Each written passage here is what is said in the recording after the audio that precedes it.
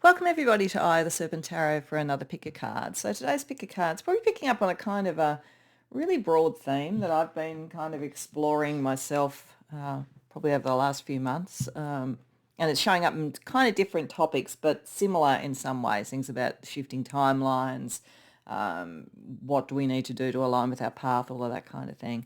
I feel like we're in a very volatile period at the moment, the time that I'm filming this anyway. I'm not sure exactly when this will publish, as I tend to film and then schedule and move it around a day or two before something publishes with whatever I feel Spirit is saying is the topic to publish at the time, so I can move around a bit. But I do think there's something about a shift, whether it's a timeline shift, whether it's an energy shift, whether it's consciousness shift. And with most shifts, it can be good or bad, I guess. So I'm not necessarily saying this is something that we should be welcoming. It may be something that we need to resist. However, I think that we do evolve within ourselves and we shift. And so maybe the most important thing, and that the one thing we have control over, is the shifts that we do ourselves. Like, how are we evolving? What do we do? I guess that's the theme in a way underneath everything, though, as I say, I'm kind of exploring it. And if people are feeling a similar thing and there's a topic that they think you'd like me to do let me know in the comments. Because particularly in that kind of area, because it is something I'm exploring more generally. And it kind of I was sort of thinking about what will I do as a topic, and my eyes fell on one of my bookshelves with different decks, and I saw the Oracle of the Shapeshifters by Lucy Cavendish, which you see cards there. And I thought, yeah, that's kind of calling me. It's a similar thing. It's the personal energy, the personal journey within the broader political or societal journey that we're dealing with. What's happening there, and how can we access our own sort of gifts and talents and path and power and whatever it might be in the best possible way. So that's what this is about. So this is asking what archetype. So I'm going to go to archetype level, because I find the archetype and the mythic level is actually really good at exploring something that you can then apply to something more practical. So what archetype are you shifting from and to at the moment? Like, what's the evolution at the moment? And the shapeshifter energy here, like a kind of both part of that is themically, but also maybe guides or helps, because this deck has kind of guides or helps for the shape-shifting energy. So I think it kind of gives us a nice theme, like what's going on and where is the sort of spiritual help and what's the kind of nature of that. And then we'll explore it with tarot and other things as well. So that's what this is about. You can, of course, go to more than one reading, because you could be kind of like, it could be an amalgam of two things, like it kind of could be a combined archetype or whatever. So, you do you if you want to do that. But otherwise, as I say, we're using the Oracle of the Shapeshifters to give us a entry point themically, and then we'll sort of see what is the pathway and so forth. So for pile number 1, we have Quetzalcoatl and the Priestess of Time. For pile number 2, we have the mermaid and the turtle woman. And for pile number 3, we have Poe's brave flight. So these are, you may be connected. You might be drawn to mermaids. You might know Quetzalcoatl or other sort of like winged serpents and so forth. You may be drawn to what looks like, either a raven or maybe a pigeon. I'm not really sure what that is. We'll work out as we go through it. But otherwise, just go with whatever image or energy, or if you always go to pile 2, go to pile 2. But when you know what reading or readings you want to go to, I've got the timestamps in the description box below, and I'll see you there. Welcome pile 1 to your reading. This is very interesting. So as I said, the way that I sort of notionally was structuring this is the concept of 2 guides to help you in your shape-shifting, like elements or energies or themes or advice that helps with that. And then this is where you are archetypally, and this is where you're going. So if we look at the guides, it's very interesting in what the shift is, because Quetzalcoatl, so the Priestess of Time, that's a concept of like part of you that is already there, part of what is embodied in some of the mother archetype is a sense of time. Like, you have a very good sense of time, you're connected to timelines, whatever it might be. You have that already, and because that's what's drawn you in. And Quetzalcoatl is a kind of a returning and a repeating time energy, a bit like karma, a bit like the Ouroboros, any of those sort of things. Any winged serpent across any culture, the Quetzalcoatl is from the Mayan tradition, but whatever you're talking about there is a sort of the sense of time, the repeating cycles, and the wisdom of understanding that. And this says the time has come, the time to act is now. So there is a sense of urgency. There is a sense of urgency for you at the moment in this shifting, the shape shifting from one archetype to another. And what is interesting is when there's a sense of urgency, and given the nature of the archetype here, where I'll get into more detail, but it's kind of going from nurturing others to actually then helping them fly and learn and be mentoring rather than caring for people in some way. It's really important to keep the wisdom operating because a lot of the archetype that you're moving towards is wise. And so having some discernment around when things are going very fast, what are the shifts? What are you reading? How are you helping others? How are you managing yourself? Not to still be the mother who is guiding very actively and moving to the mentor who is actually bringing out in others. We have Kitsune. So Kitsune is a Japanese fox, and Japanese fox here is kind of an energy that tells you about trickster energy, where things are not what they seem. So Kitsune says, I will show you who to trust. So there is something here where I think that you are moving, when we have the mother as an archetype you're in, you have been a naturally creative person, a naturally nurturing person. You may have had a role like that as a parent. It doesn't have to be gender specific. You may be someone who's created something that you're ready to take out into the world. But I definitely feel as though there is a kind of a wisdom energy here that your guides, in a way, with Quetzalcoatl and Kitsune are coming to you about, that has made you very good as a nurturing force. But it's a very different archetype in a way. The mother is the nurturer, the creator, and will guide and will tell people. Like if you think about the role of a mother, think about the role of a parent.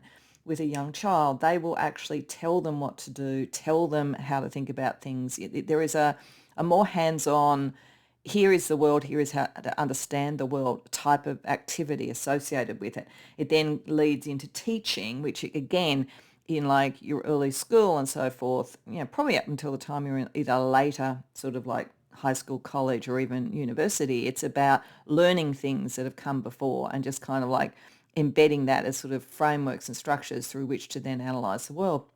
All of that is about giving and nurturing, but it has a active energy.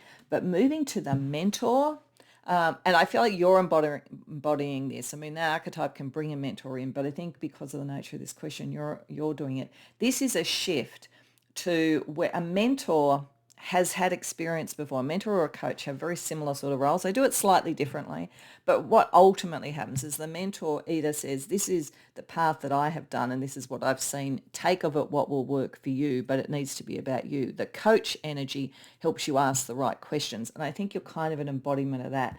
I think this is you shifting from a role where you nurtured and cared for and maybe educated or supported others in some way to one where it's almost like, it's not exactly, but it's almost like childhood education to adult education, but it's like that very big shift.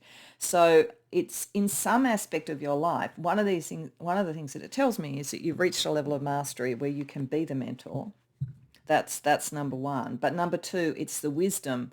And then it's the wisdom to know yourself really well, so you don't fool yourself and fall back into this role, thinking you're mentoring people, but you're actually still telling them what to do. So being open to inquiry and open to learning always yourself as you go through. So it's a two-way thing. But it's also, particularly if this is something spiritual, if you're working with groups or something, who you trust and who you don't trust in taking this message forward is very, very crucial. So very interesting. So let's have a look with tarot. So we're going to look a little bit more around this archetype in particular, the archetype you're moving towards. And then we want to look at what aspects of your life in particular are getting impacted by that, and what mirror energy are you going to get back from others? Because when we shift archetypally and our energy shifts, we get other things mirrored back to us. So I chose the cute and creepy tarot because I feel like it shows different sort of creatures, and this concept of getting us outside of like what we are now into what we're shape-shifting into, it seemed like the right sort of energy. So a little bit more about the mentor that you're shifting into. King of Swords reversed, Eight of Cups reversed, King of Pentacles, Five of Wands. Okay, now this is one of the reasons why Kitsune is with you, actually. This is interesting. In whatever way this is operating in your life, part of this is that I feel you're almost forced to shift. And that's probably why it's saying the time is now, because the first card we get straight out of the gate is King of Swords reversed, which is the concept of something that is not intellectually right. It's either very unfair, or it's an outright lie, or it's just not, it's not coherent. And I feel like many of you in one form or another have been very caring. You're very nurturing. So you have a very strong emotional energy and you don't let go of that. But you're kind of caught in a situation at the moment where there is a confusion between a high degree of emotion and then truth. Like there really is a kind of a thing between what is the truth and finding the truth, which is part of the maturation process. It feels like you're helping one or more people mature in some way. So there's a need to find and bring to the surface where people are clinging to old emotional things or facts that aren't true or things like that. There's something like that going on, because there is something there. There is the possibility to build a legacy and build something that is very sound. There is also the possibility of literally calcifying conflict by letting this energy go on. And you are being moved to this mentor role so that I think the more healthy way of looking at things can win. And so and this could be in anything. It could be in a romantic relationship where you're dealing with someone who's not facing something very key in their emotional nature, and you can't just keep supporting it and hoping it. You've actually somehow got to mentor them out of it, and they know who to trust and how to trust yourself within that you don't become the thing that you're trying to deal with. Or it could be in a group, but there's definitely something where there is something that is untrue, where the logic is very emotionally murky, and it's not it's very easy for the trickster energy to be in, because it's kind of been mollycoddled in a way. And like there's something, it's important about what is being built at the moment. So whether that's in your work, relationships, spiritually, this is partly to have success. To have real success, you've got to move away from what's not true and find what can really grow. And that's what the mentoring role is about for you. You're helping people in one way or another, or a person around that. You have to shift that role, because if you keep just supporting them and nurturing them and hoping it's going to shift, this is what will calcify. Whereas if you, in a sense, gently through mentoring, challenge that energy, then a better outcome will occur. So what aspects in particular in your life are going to be impacted? Seven of Pentacles, Four of Swords, reversed, Death card, Six of Swords, reversed, Knight of Cups. Okay. So the fact that we had a Pentacles card first, I suspect for most of you, this is coming out in some material thing, work, career, something you're creating. Could also be growth within a family or a group. As I say, for some of you, this could be moving from kind of being an educator to being a mentor. So there could be an actual shift in what you're doing. It's growth for you in terms of your career to do that. It's certainly public. This is not a private thing. We have quite a few reverse cards, which often means things are very internal, and there is an internal process when you're shape-shifting, but it's not meant to be private. It's meant to be a visible growth, a shift. Like for some of you, this is like a promotion. For some of you, it is like moving from being, I mean, it could be in a workplace. It could be moving from being sort of someone who was like a manager and looked after a team and was kind of very mother archetype to like an executive, and now you're looking at strategy and bigger things, and you're mentoring others, and you're creating the team leads of the future and so forth. It could be something like that. It's very public. It's a big change. There's a choice around it about what you do with it. So it is kind of saying, if you're going to move to this, the time is now, and you have to be clear on it. But there is, you can, if you delay it, I think, maybe you shift into something other than the mentor role. But at this point in time, that's what's available, and it's a very positive move. And it's happening in areas where there isn't clarity in direction, and where something is needed. You are needed because the mentor role becomes more intellectual and it becomes more dispassionate. There is something going on where emotion is ruling rather than logic, I think. And sometimes you need emotion rather than logic, but sometimes you need logic. And I think the mentor role is very good at bringing that out and clarifying that. Okay, so what mirror energy are you going to get with others? If you move to the mentor role, we're just going to draw 3 cards for this. What is going to mirror back to you?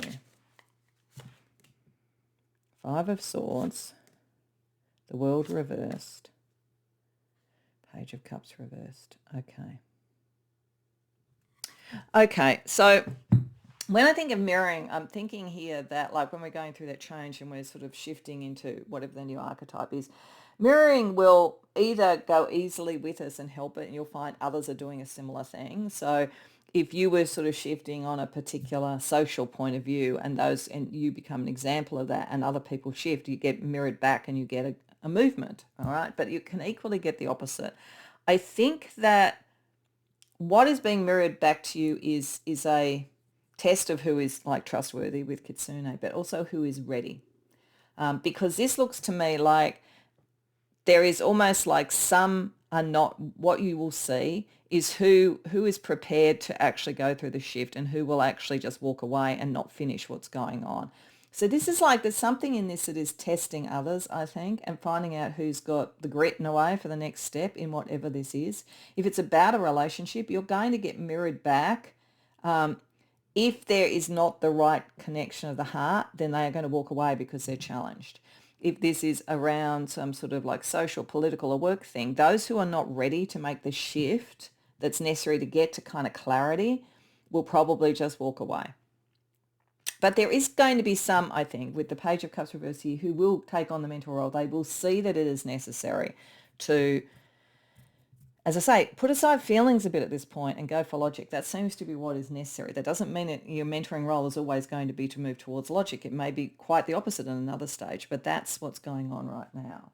Okay, so let's see a shift in the narrative. Let's use the timeless tale thing. Let's see whether we can get another way of understanding this from here to here by getting to sort of fairy stories and mythologies to get a little bit more detail about what's going on in this shape shift into the mentor archetype. So the mother archetype is connected to potential. That makes perfect sense. Okay, and what about the mentor one? What's the narrative once you get into the territory of the mentor archetype?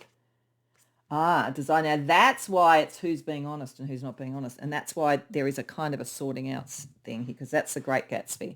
Okay, so the mother archetype makes perfect sense that the storyline or narrative around that is potential. Whether this is around a potential a relationship and its potential, or whether it's around children that you have that you're growing up, their potential, people that you're educating or supporting, teammates, people in a movement, whatever it might be, the mother energy sees the potential, wants to unlock the potential. It's a very nurturing, very caring energy. So you come from that point of view. But as I say, the dark side of it can be either too smothering or it can be too nurturing, so that there isn't the kind of precision and the grit that you need for the real potential to be unlocked. Moving to desire, to Great Gatsby. If you think about the Great Gatsby story, Gatsby didn't feel good enough and then built himself up and came back, but he was doing it around something that was not ever really going to see him. You know, when we think about Daisy and the world that she was in, that was kind of the underlying theme of the story. So I think this is about, there is something here about sorting the wheat from the chaff, really. This is really who is going to be real. I don't think it inevitably says the story is that you move to be a mentor and everybody walks away. But I think what this is finding those who are ready to truly self-actualize, truly be together, truly desire what is good to desire, rather than living in a bit of a dream, because the whole Gatsby thing was living in a bit of a dream. Unfortunately, it's a great tragedy. So I feel, I'm not saying you're going to have a tragedy. I think you're going to find what's real. This is about finding what's real. Through being a mentor, you find out what the people that you're mentoring, where they really are, who they really are, that kind of thing. Okay, so let's just see a chakra energy, whether balanced or imbalanced, that can help you with the shift. So chakra energy that shows the mother archetype that you're in. So we have the throat chakra. I talk and my voice can be dominating. Yeah, this is you. And moving to a mentor, it's an interesting thing because a mentor probably speaks more than a coach. A coach usually just asks questions, but I kind of see the mentor and coach as being a bit similar here. But there is definitely something where the mother's voice needs to be dominating. So I think this is a realization that you've reached a point with something where you've got to pull back and ask questions and see what someone truly feels and thinks. And see if you can help them towards clarity if that's what's necessary, rather than just telling somebody what to do. So what's the chakra energy for the mentor? Okay, we've got The third eye, I see and I trust my intuition. Yeah, this is getting more to the depths of it. This is like the third eye. It's like it's if you in a way, the third eye to me is always a bit like telepathy. I feel like it shows telepathic connections. So I feel as though it's almost like if I shift the way that I'm dealing with this situation from being the nurturing but somewhat dominant person that wants to bring out the best in it, but like still is somewhat dominant, to being kind of more the wise sage, but not telling people what to do, helping them find what is real and what is not real. I'm kind of automatically coming back within myself and watching the other person rather than delivering from on high. I think that's the shift that's occurring. And I don't mean by that you're somehow, just thinking you're a know-it-all or whatever. It's not that. In fact, the fact that you're going to shift like that, you see the need for the shift. There's something going on in whatever this relationship or situation is where the role needs to be different. The time is now. Okay, so let's get you a couple of familiars. Actually, before I do that, let's just get an astrology pairing for each. So the astrology pairing, planetary pairing, that was around the mother, and then one that's around the mentor. So around the mother, Sun and Pluto. It's powerful. This is powerful. That's a very Quetzalcoatl type of energy. You are, in essence, I think what this is saying, in essence, you are highly creative and you are highly nurturing. And I think, in fact, and this is where Kitsune is working with it, and your sense of timing, is that this might be something that happens with you quite often. I think that you toggle between the two more than you're moving from one to the other for good or whatever. I feel that there's something in you that you have the power to bring up somebody's purpose and their potential, and but then you realize it's a very dominating energy. So that's when you shift the role. So I think there's just something going on at the moment. This may be a shift that you're quite used to in some ways. So the mentor energy is Sun and Uranus. Yeah, this is now you want them to get the aha moment about Uranus in a way. I mean, because there's a lot of change around this, is getting to clarity. It's not always pleasant clarity, but getting to clarity.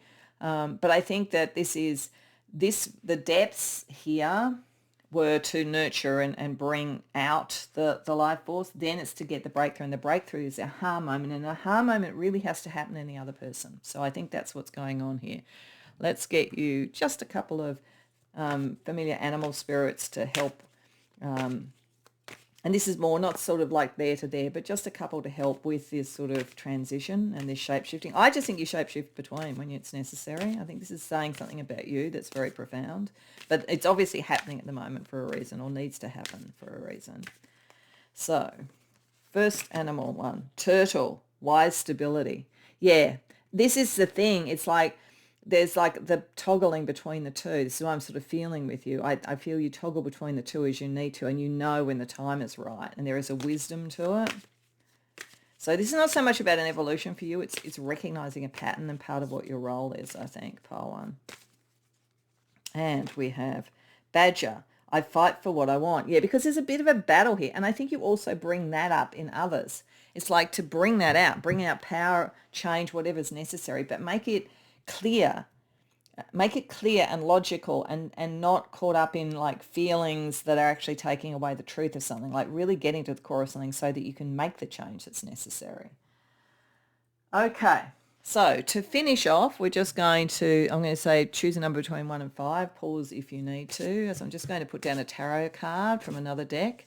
And depending upon what number you choose, it could be a synthesizing message about how this shape-shifting is working for you at the moment. So pause now if you need to, because I'm about to deal out. So number 1, Ace of Swords. Number 2, Seven of Wands reversed. Number 3, Death reversed. Number 4, the Empress reversed. Oh, that's interesting with the mother. Number 5, Nine of Swords reversed. Okay. So if you chose number 1, there is a new idea that needs to be born.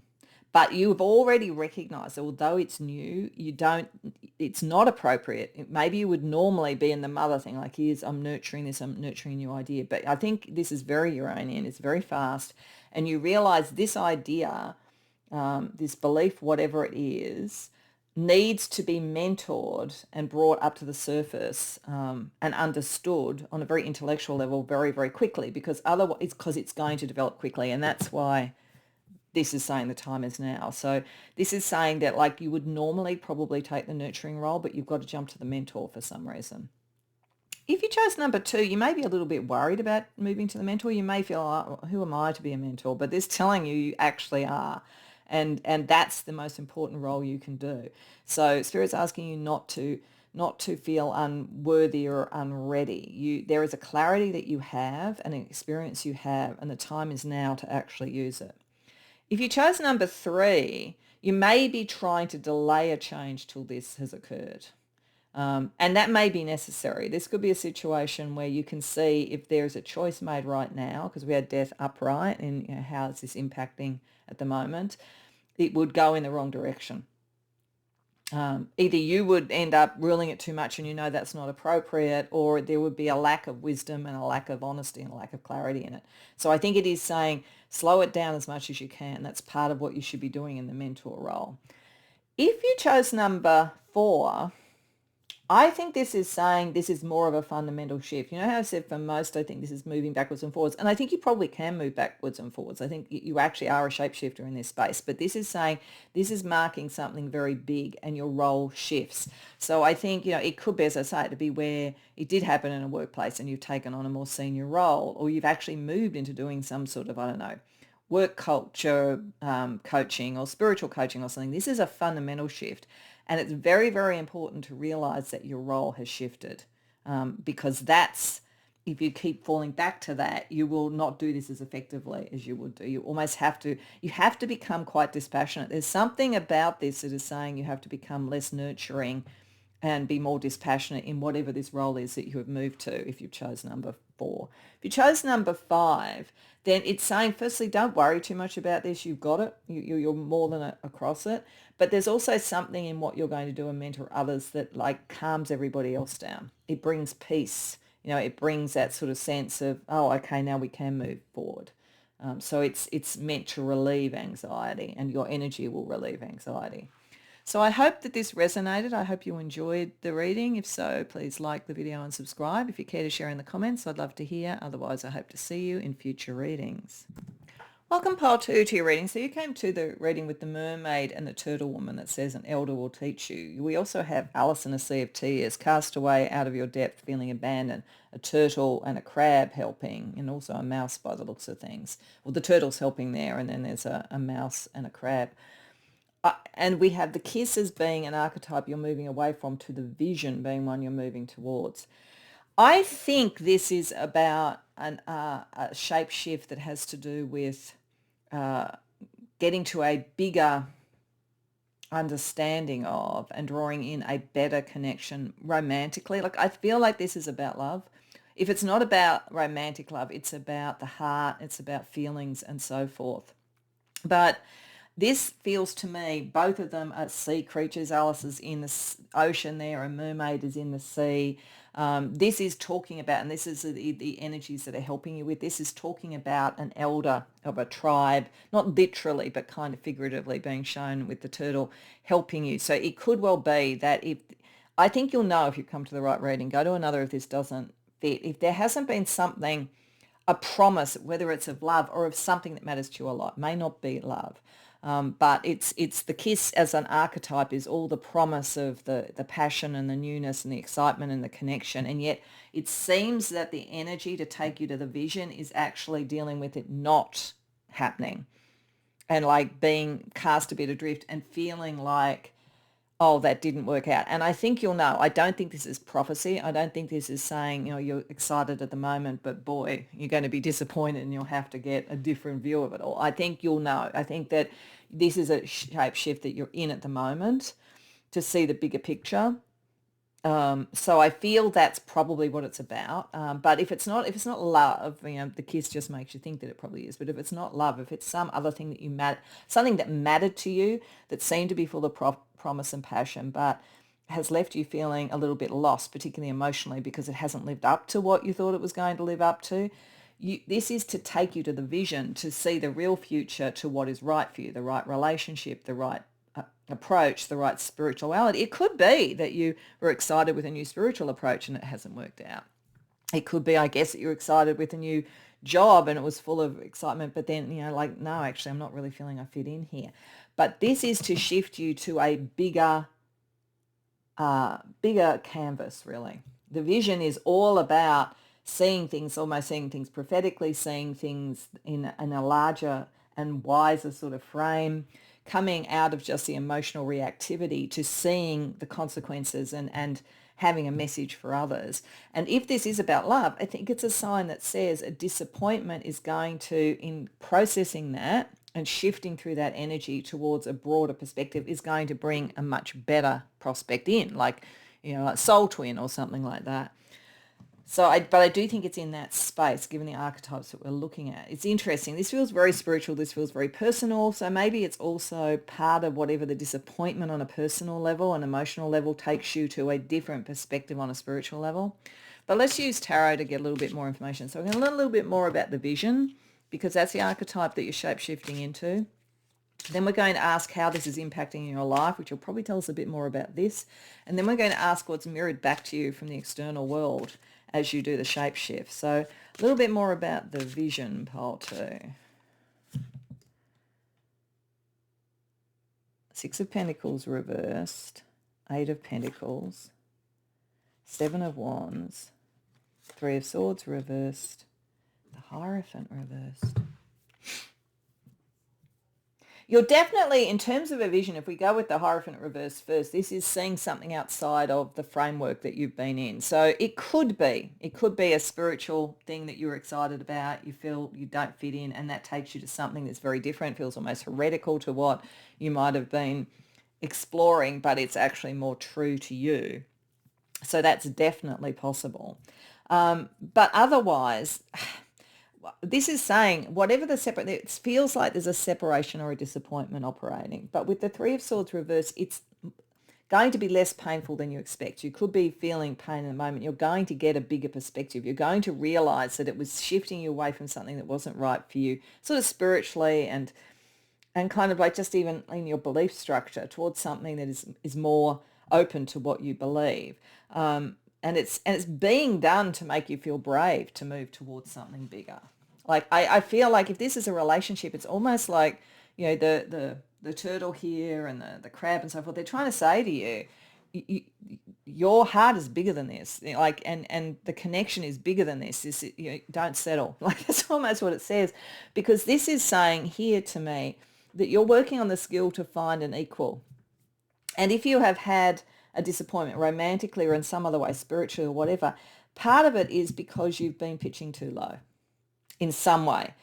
So it's like this is actually meant to make you, the reason you're not feeling part of this, the reason you're not feeling, like comfortable with it, or the reason you're feeling disappointed is because, you pitched too low, you've settled. And it's saying don't settle, that you're meant to have a bigger vision than this. So whether it's in love or in something else. And it's saying once you realize that, the separation out from and the disappointment is no longer really that relevant. You then feel, okay, now I'm ready to move forward because I know that this is all part of building the skills to find my people, my person, whatever it might be. And certainly if it's a love relationship, I always say, I think that the 6 of Pentacles reverse is one of the best cards you can get for a love relationship because it shows equal. So this is saying learning, this is part of you finding who your equal is and stepping up to find that rather than sort of feeling, I'm feeling lost. It's telling you you've got further to step up, going further up this mountain to get to the vision. So let's see what aspects of life is this particularly manifesting in at the moment. Temperance reversed, 10 of Pentacles reversed, Hermit reversed, the Devil reversed, Page of Pentacles. Okay.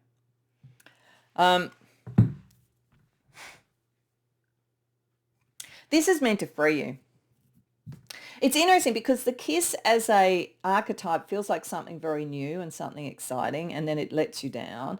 But there's also a sense here of something of some long standing. So this may have been, in fact, a very long-standing archetype.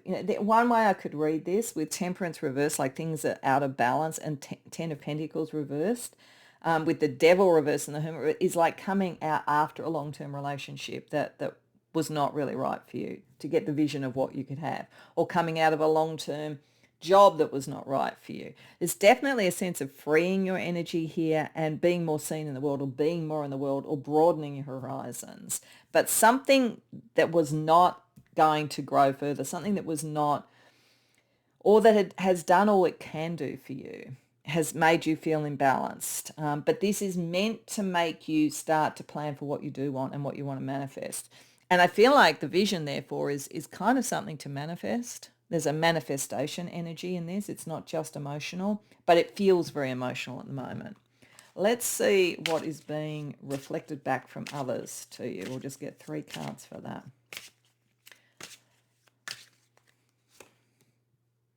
Queen of Swords. Death reversed. Okay. For the most part, it looks to me that most people are kind of like supporting the shift. Like it looks to me like if any, the only kind of, it's not even criticism, because Queen of Swords upright is not really critique, but there is a belief structure around friends, family, co-workers, or whatever it is, that you just need to make this shift, and then the whole world opens up for you. So whatever this is, as I say, and it felt like romance, but it doesn't have to be romance. It could be a job that you've got stuck in a rut. It could be a social group that you're stuck in a rut. It could be a spiritual path. But it feels to me like what's being reflected back to you is clarity, that the only real issue now is to make the choice, and then everything opens up. The vision opens up. I also feel like the universe and other people are almost going to reflect back your vision. Like I think once you start to see the vision of whatever it is you're moving from and to, you'll start to see synchronicities and things like that. And they're all encouraging you to make the choice. But it's up to you. Like with the death reverse, it's not like it's being forced on you, but it is up to you. And people aren't going to try and force you, but they can see the potential here. Okay. So let's have a look at what this kind of looks like almost in a narrative. So we're going to use mythical and fairy stories from moving from the kiss energy, which feels to me is something that ultimately made you feel lost rather than connected, into the vision, which gives you maybe your more appropriate place in the world. Let's just see a couple of stories or mythologies that give us a bit more information about what's going on here. So around the kiss, oh God, duality. Like that's almost like the Selkie. You know, the Selkie there's a lot about water. There's a lot about emotion in this, because the Selkie is a beast, you know, like a kind of a, I think that's an otter, but I'm not sure. And then it's a woman at another time. It's the two sides. So yeah, maybe part of this is having the vision to be truly who you are and all you are, rather than, again, settling or living into one side of it to suit other people or something like that. But there's something about whether one was going to be accepted and a feeling of acceptance, but then not feeling truly and fully accepted. And then the storyline around the vision, which you're shape-shifting into. Risk, Jack and the Beanstalk. Now you're prepared to be brave to take it on. You'll go up the beanstalk ladder and you'll get your prize. And you'll be dexterous enough to do it because you'll have the vision and the understanding of what to do. But it's like this is taking the risk. There is something here about taking the risk to follow a real vision of all you could be, rather than settling for what other people might want you to be, I think is sort of the energy we're looking at there. So let's see a chakra energy from one to the other. So the chakra energy around this, the kiss, which feels like trying to merge with another energy or trying to fit in or whatever it is, and therefore limiting yourself. So we have the root chakra. I am connected. You see, yeah, you did feel connected.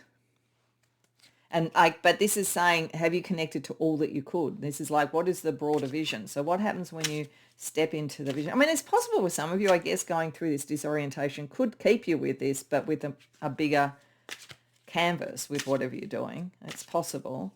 What's the energy around the vision? We have the heart chakra. I love, but can struggle saying no. So this is getting you to see that. You've got to take the risk to be who you are. It does feel like a relationship thing. So it's like the big vision is to understand sometimes you need to say no. Sometimes you need to say, this isn't the path for me, or this doesn't feel right. Not say, okay, I'll just connect on the half of me that feels connected. I need to have the whole thing. I think that's what this is saying. Let's get you a couple of astrological pairings. So an astrological pairing around the excitement and the feeling of being connected to the kiss, whatever was the original thing here, but that it limited you. So what is the astrological planetary pairing? Mars and Mars. Okay, so this says, I think that there was something that's happened in this where the other side or the other, whatever it is, the employer, if it's a job, the lover, if it's a lover, whatever it is, was too dominant. So I feel it's almost like let's regain the sort of like the feminine energy. And what about the planetary pairing for the vision?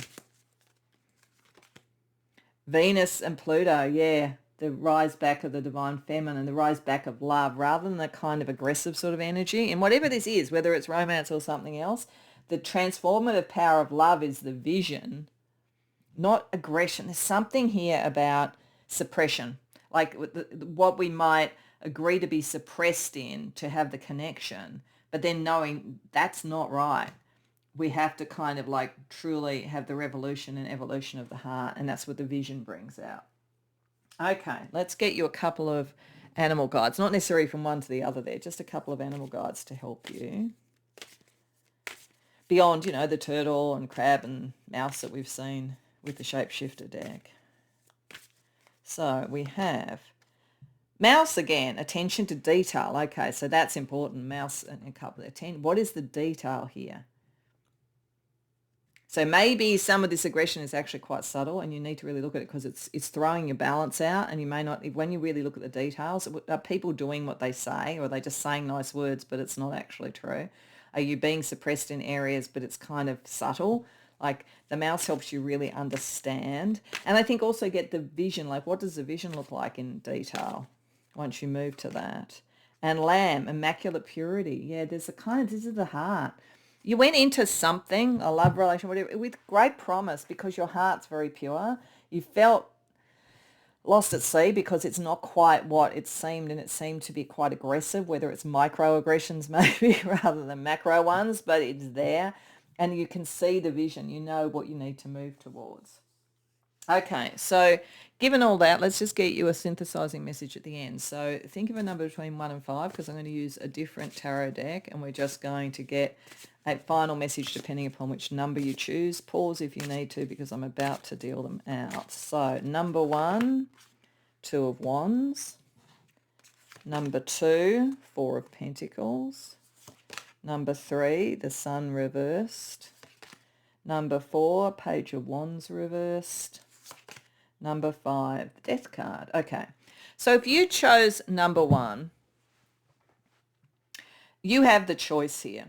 You may feel like you don't have the choice, but you have the choice. It is quite new. Like that's early in the thing. So this is quite new. I did feel for some of you, it could have been that relationship of a long standing and you're now shifting out of it and you're feeling disoriented, but you will move to the vision of the future. But I think if you chose number 1, this is something that's relatively new and it's still well and truly open for you to make a choice, particularly about what is the energy, the Wands energy that you would use. So not necessarily the emotional energy, but more the ambition and drive and creativity and so forth. If you chose number 2, one of the things that you're looking for here is a stable place. And this is not feeling stable. That's part of what's doing this. But there's also a bit of a fear that if you move to the vision, do you lose everything? And 4 of Pentacles is a very equivocal card because on one level it's a stable foundation with the 4 Pentacles. But on the other hand, it's hard to grow if we don't look for more and risk it. So I think there's a big thing here about maybe whatever the promise was, it's done what it could do and it can have given you some stability, even if it's a relationship that you're moving away from. It's given you an idea about what you do and don't want, but you're going to have to move further and risk that stability to get to the vision. If you chose number 3, this has a lot to do with your life path. It's affecting your sense of optimism. And so again, realizing the vision is meant to be bigger and you're ready for more is an important message that you're supposed to take from this reading. If you chose number 5, there's something creative about this for you, and you may have suppress some of your own creative vision, like literally to fit in with others, but you're being asked to reignite that because your vision is actually very powerful. And if you chose number 5, then there's a big transitional choice here. I think you are definitely, of all the people who came to this reading, you're leaving something, maybe that was of a little bit more long-standing, to go for something bigger. And it's time to do that. And the transition will be supported for you if you just don't resist it any further. So I hope that resonates for you. I hope you enjoyed the reading. If so, please like and subscribe. If you care to share in the comments, I'd love to hear. Otherwise, I hope to see you in future readings. Welcome, Pile 3, to your reading. So you came to the reading with Pose Brave Flight, which says you will not let fear stop you this time. And we've also got the Snake Princess. So we've got a kind of a bird, as I say, like a raven or a pigeon or something like that, helping. Snake Princess is serpentine path to power, so the snake energy, the kundalini energy, the Ouroboros, karmic energy, wisdom, Gnosticism. There's a whole bunch of things that are connected with that type of depiction. What's interesting is what we're seeing here. This is very spiritual, actually. I think this is a very spiritual shift, and it's a shift of perspective, and it's a shift that may feel scary, but you're ready for, but it may feel uncomfortable. And it's actually a shift that's showing you where you've got stuck spiritually and how you need to move. And we all get stuck like this sometimes, so no criticism is meant by it. It's just what the cards are saying. Because the archetype you're moving away from is the mirror, where whatever we're seeing, and this is sort of saying you've got to do what is the most frightening to you. You will have the wisdom to do it, but you're going to have to do it. You have to do something that feels uncomfortable. When we look at the mirror, sometimes it's uncomfortable to look at the mirror. We don't like what we see. Equally, sometimes we fall in love with that, or we start to see the mirror as being the whole of our spiritual, like it becomes, this archetype talks about narcissists falling in love with their own reflection. So there's a risk with the mirror. It can be a portal towards more, what we would find frightening, and the all, and we'll talk about this when we get to agape. Equally, it can be the thing that tethers us to where we are and tethers us to a perspective that's only about ourselves.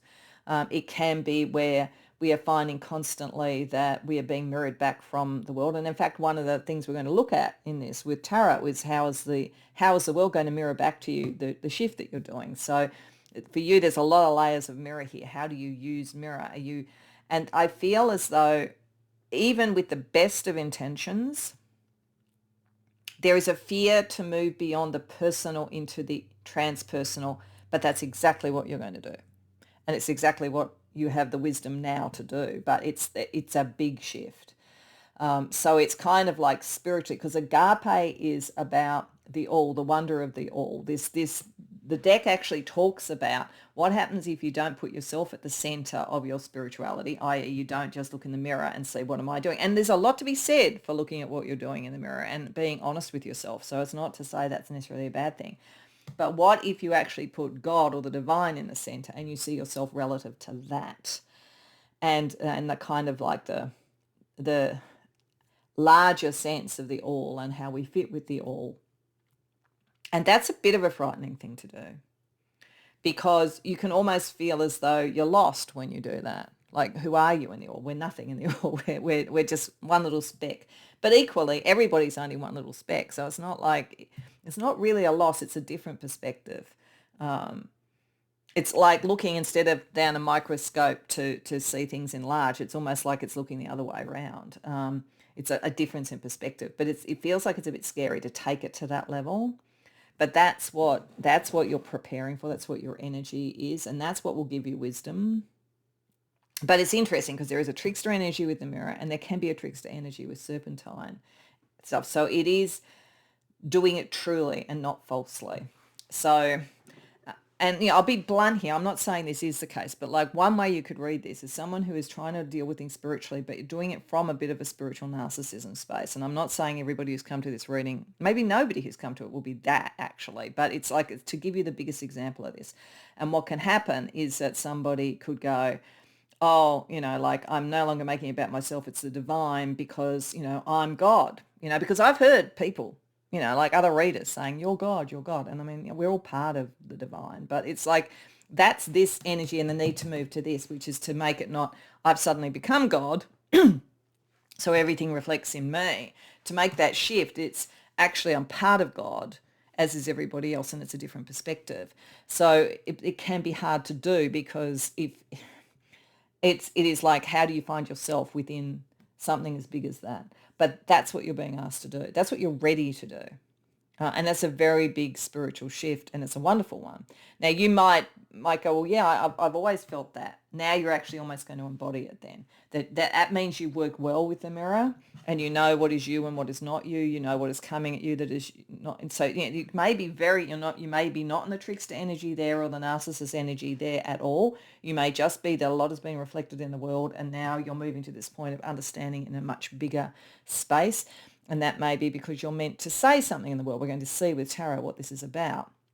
There's certainly wisdom there, but there's a fear.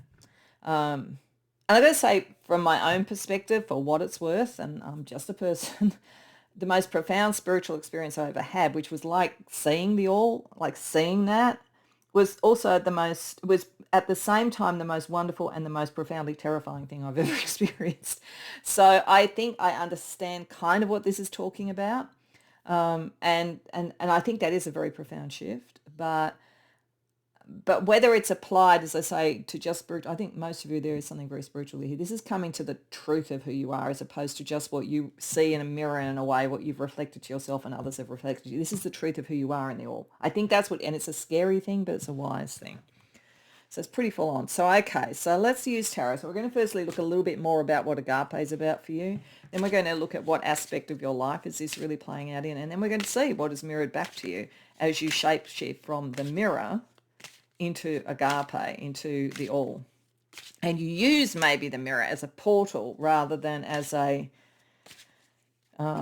record of things or a reflection of things. So let's see agape. What is Spirit wanting to talk to you about with agape?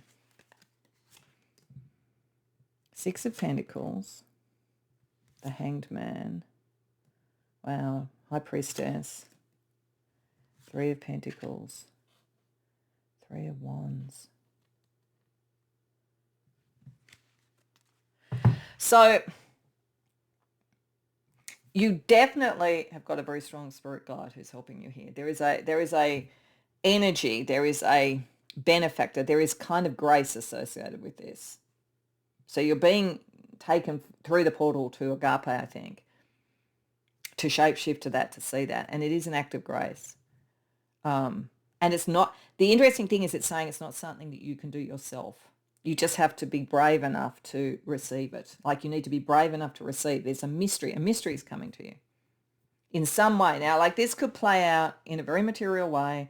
You could find that somebody knows something's going on in your workplace that you need to know about, and they tell you about it so that you can understand and make decisions, but you didn't kind of bring that about. You didn't know to ask the question. So it could be very material, and you see the bigger picture. But I think for most of you, this is spiritual. This is an act of grace where you're shown part of the mystery. And it's asking you to then take it back into the material and creative world in some way and connect and share with others. So the interesting thing about the mirror, when it's working as an archetype, when it's working at its best, you're sort of like reflecting back to other people and they are reflecting to you, and it's operating well. When it's working badly, it becomes very self-centered. So it's like, but this is sort of saying, no, there's an act of grace here, which I think almost like it makes it impossible for that to be the case. It is calling on you to take a vision, a really powerful vision that you're going to have, a really powerful slip into another, like, not shape-shifting into that. I don't know that we can stay in that state all the time. So I don't know this is a shape shift that, like, you don't literally become agape, as I say, but your shift of awareness of that does change you profoundly, and probably for all time. You probably can't change back in one way from that, but you're not in that state all the time. And that's why it's saying you're meant to kind of then come back and share that with others in some way. So how is it impacting your life? Two of Cups reversed. Five of Cups. No, Six of Cups reversed, sorry. Four of Swords. Four of Pentacles, Queen of Pentacles. What triggers this is some sort of rupture in a relationship. It doesn't have to be a love relationship, so it's quite likely when it's the Two of Cups and it's reversed, but it doesn't have to be romance. There is some sort of like a shift. Now, this could be you in relationship to yourself and looking in the mirror where you shift through a portal and you're no longer really looking at yourself, you're looking at something bigger. But it could also be that some sort of disruption or issue with a relationship and a knowledge that it has to change. Things cannot stay the way they are. Made you go within, and going within is what kind of is the portal to there. But again, it's interesting because that's kind of telling the mechanism, like this is saying the mechanism, you're going to have a strong guide and a mystery is going to be revealed to you. This is saying it's happening, it's being triggered by some sort of like disconnect, either within yourself to your own vision in the mirror and your own idea of your spirituality or your identity or whatever, or it's with someone else. But this is like, you know, a shift has to occur. It can't stay the same. You go within and then the grace comes. Then you're meant to build something. Three of Pentacles to Four of Pentacles. It's meant to be materialized in some way. And that is meant to create something that you would be committed to. So whether it's if this was a relationship that breaks up, it triggers you, it takes you to one where you can be committed because it has a strong foundation. Otherwise, it could give you a vocation, something that you now need to do, you know, a spiritual message that you need to take out in some way, either very practically or you're in a spiritual business or something. But it is calling on you to do something with it. It's not just to experience it. You are meant to create and do something with it. So given that, although the initial energy is so personal that even the reflection energy is between you and the mirror, it's not out there. What you do with it goes out there. So what will you find mirrored back to you?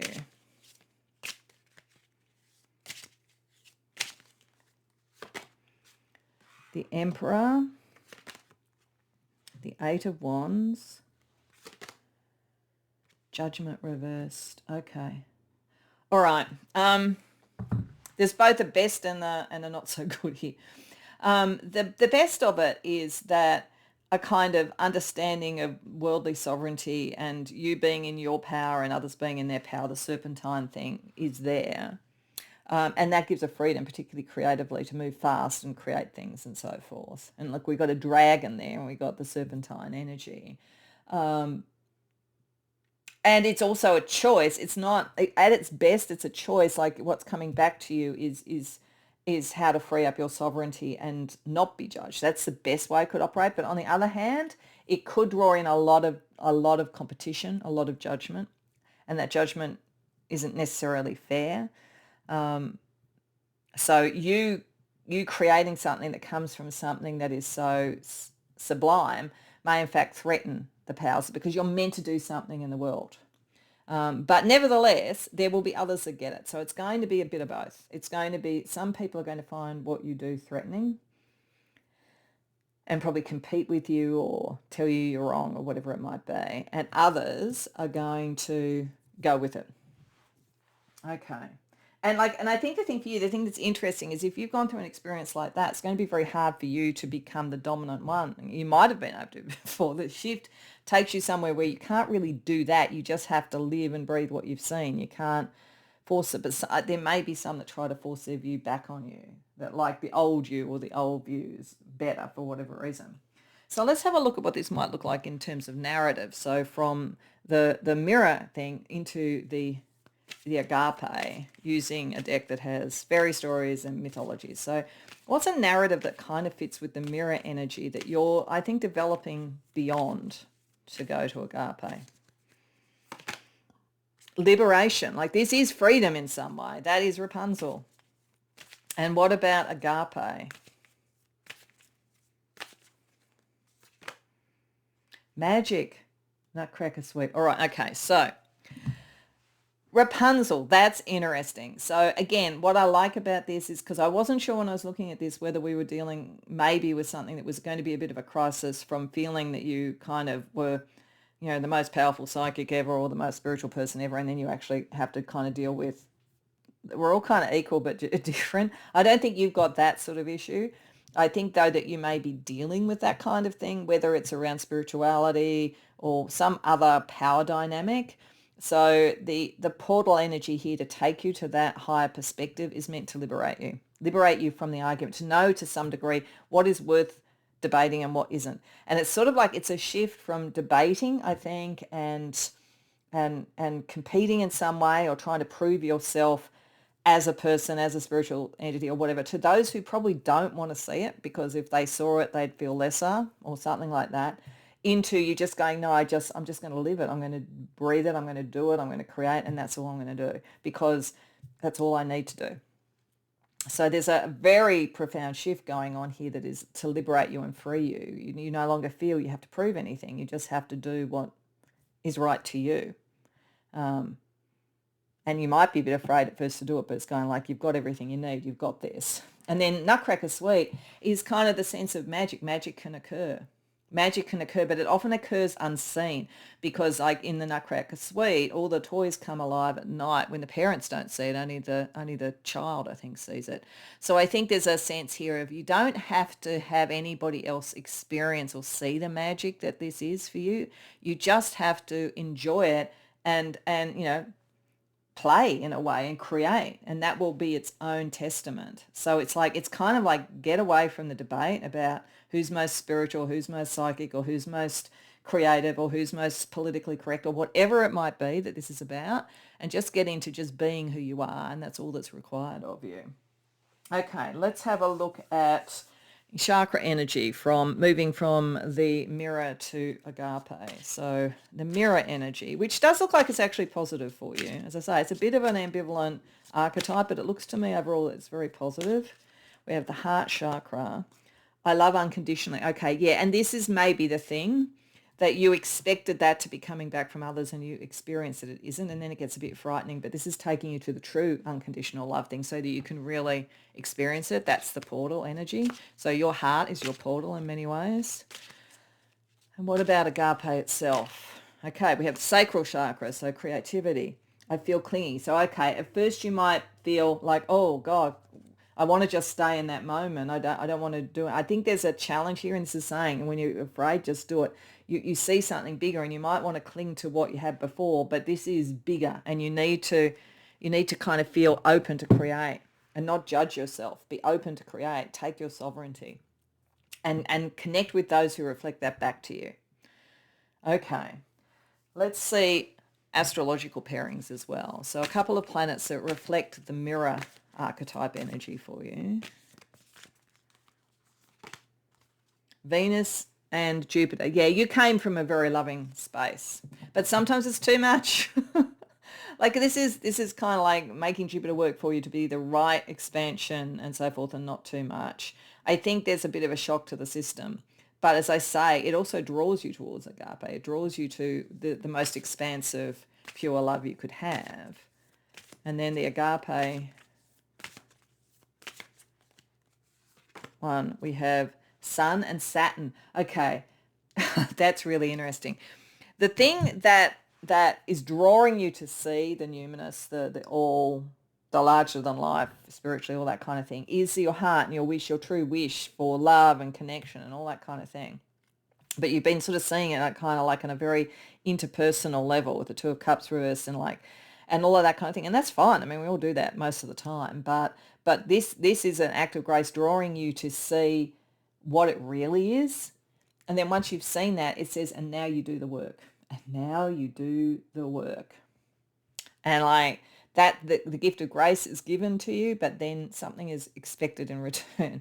But it's good. It's to do with your life path. And it kind of gets a nice balance there, the heart and the life path, expansion and structure. It's like getting things into balance. Okay, so let's also get you just a couple of animal guides, not necessarily from one to the other, but just a couple to help you with this.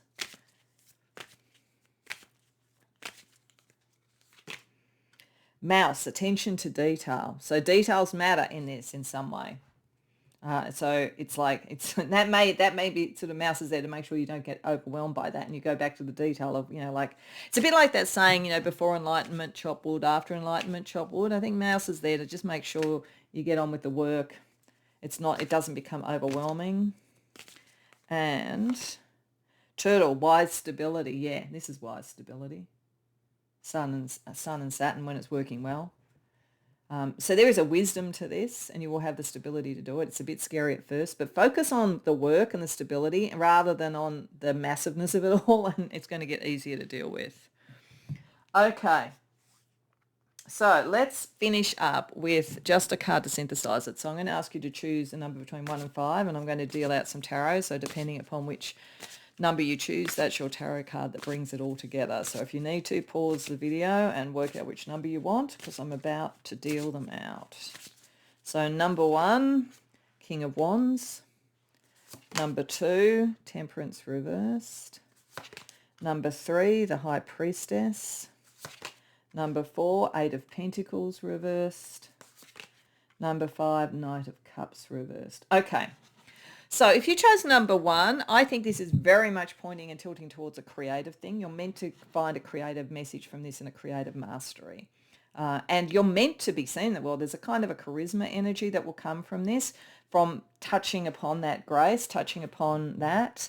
In fact, it's the true sense of self and self-actualization rather than a narcissistic one. And it's a very strong indication. This is not even coming from a place of like incipient spiritual narcissism. That's not what's going on. This is the finding of the true self.